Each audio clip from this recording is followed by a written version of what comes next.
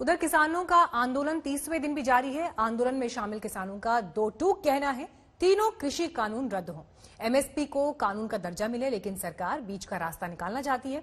कानून के समर्थन में आए किसानों का हवाला देते हुए सरकार संकेत दे चुकी है कि कृषि कानून रद्द नहीं किए जाएंगे।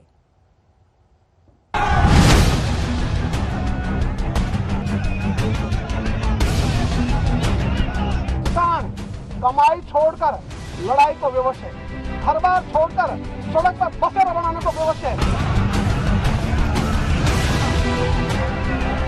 सरकार गुमराह कर रही है कि हम तो किसानों की सारी बात मानने के लिए तैयार है, लेकिन किसान अपनी जिद पे अड़ गया। किसान आज आया है कि वो अपना कुछ लेके जाए। 26 नवंबर के बाद से दिल्ली की सीमाओं की सूरत नहीं बदली। उस दिन से शुरू हुई लड़ाई की तस्वीर जो तब थी, उसमें अब भी कोई बदलाव नहीं आया है। पूरे 30 दिन हो चुके हैं इस आंदोलन के, अब तक ये जारी है। हजारों किसानों की भीड़ दिल्ली की सीमाओं पर दिन रात डटी हुई है। विरोध की व्यवस्था बन चुकी है। खाने पीने का पूरा इंतजाम है, राशन पानी इतना कि आंदोलन लंबा भी खिंच जाए तो कोई गम नहीं। फसल उपजाने वाले किसान अपना हक मांग रहे हैं, कह रहे हैं जब तक इनकी मांगे नहीं मानी जाती तब तक वो पीछे नहीं हटेंगे।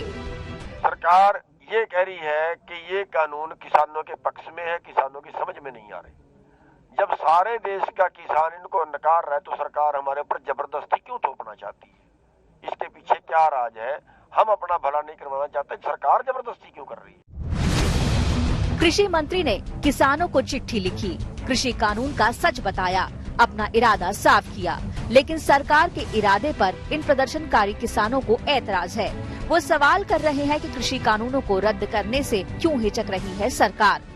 हमें जो पैसा हमारा वही है, जो कानून 3 किसानों के ऊपर लागू गए वही हमारा सारा कुछ वही है। हमें पैसा नहीं चाहिए, हमारा जो कानून है वो वापस ले, बस हमारे पास सब कुछ आ जाएगा। हम खुश हैं सारे, जो कानून है उसको रद्द कर दे तीनों को, हम सारे कुछ, हमें कोई पैसे पूछे से कोई मतलब नहीं। बीते 30 दिनों से जारी आंदोलन में किसानों की भीड़ बढ़ती गई, इनका इरादा अटल होता गया। वैसे 30 दिनों के आंदोलन के अलावा किसानों ने सरकार पर दबाव बनाने के कई अहम फैसले लिए।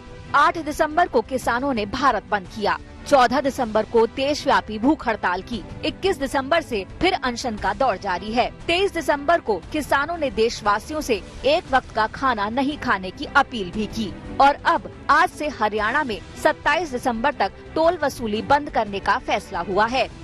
किसान संगठनों के नेता बीजेपी और एनडीए की सहयोगी पार्टियों के सांसदों और विधायकों से समर्थन भी मांग रहे हैं। सुप्रीम कोर्ट के दखल के बाद से आंदोलन को खत्म करने की कोशिशें तेज हुई हैं। सरकार उन्हें मनाने में जुटी है। एक बार फिर प्रदर्शनकारी किसानों को बातचीत का न्योता भेजा गया है।